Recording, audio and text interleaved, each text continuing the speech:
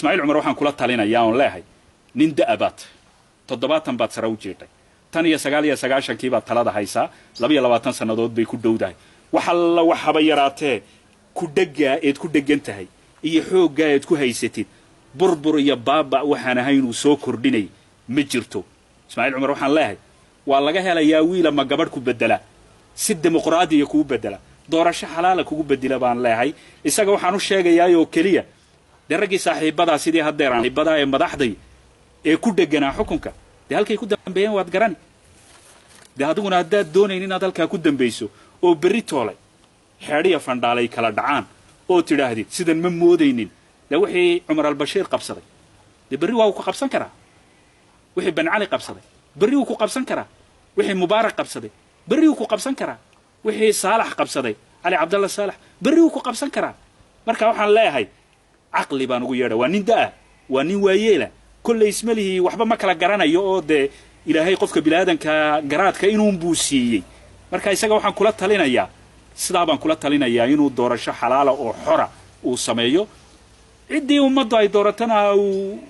ay lagu wareejiyo talada waa tala waayeelnimo weey waa tala walaalnimo weey waa tala garaadnimo weey isaga saabaan leeyahay inta hareere joogtay ku xajinaysa xukunka ee iyakuna moodayay inay ku xajinayaan ee isla isaga maahina cid kale ma jirtana waxaan u sheegayaa imisa madax rag ku hareereysnaay ay udba u noqonayeen laakiin halkay ku dambeeyeen raggi ma jiraan maanta shicibun baariyaday waxa la wixii xoolaay urursadeenna way waayeen xoogna waxba uu sameyn waayay marka iyakana waxaan leeyahay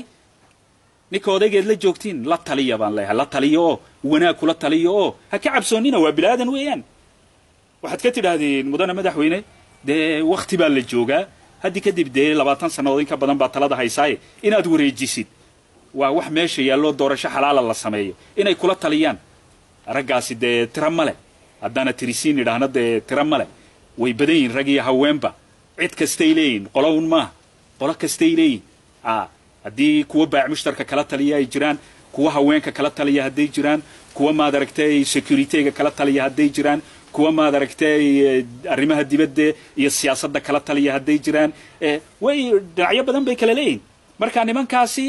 de inay la taliyaan ay u sheegaanoo de inay isagana jar ka tuuraan ay yidhaahdeen waad fiican tahay oo waa macaanoo ummaddu waa dadaxo de qofka marka la ammaano waxa uu moodaa inay sidaa uun tahay buu ayuu moodaa isagana waxaan leeyahay isbadbaadi inta la joogtay la shaqaysana ha badbaadiyo kuwa la joogana waxaan leeyahay war inukuna isbadbaadiya isagana badbaadiya gebigeennana waxaan wada badbaadinaynaa dalkiya dadkan de wada badbaadinaynaa marka waa arrin qaran weey waxaan ugu yeedhayno waa arrin la xajeclaa oo dalka iyo dadka ayaan la xajecla ka qabnaa waxaan isleenahay qof kasto bilaadan ibadeen yaro damiir oo la xajeclaa way ku jirtaa de